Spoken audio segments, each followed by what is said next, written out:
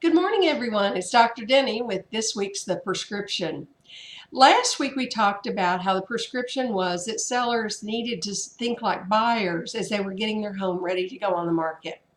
This week the prescription is for buyers who, when they're ready to make an offer, need to consider thinking like the sellers and couching that offer and making sure that it's a win-win situation for everybody.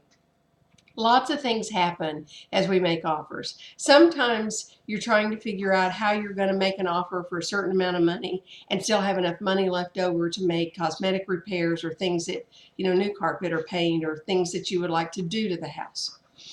And sometimes you are looking at a house and you actually are looking at a price range you would have been comfortable buying in, but when your agent, that would be me, when your agent starts pulling the comparable properties to make sure that we are putting in a really solid offer that you can get an appraisal for, we find that the house was grossly overpriced.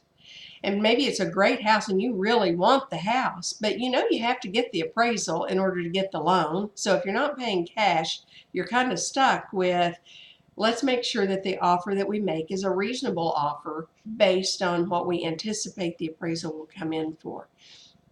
So that becomes a little bit of a spot where we really have to think about, how's the seller going to receive this offer? Is the offer going to be offensive? Or is the offer going to come with enough information to make them consider taking less than they were expecting? And that becomes a big part of what your agent does for you, is to figure out all those numbers and all of those kind of things. But you need to make sure that you continually think about the person who has raised their children in this home, or built memories in this home, or entertained their friends in this home, whatever it is. They have a legacy with this home, and it tugs on the heartstrings a little bit. So you want to make sure that everything that you do is aiming towards the seller feeling like they are going to win as well.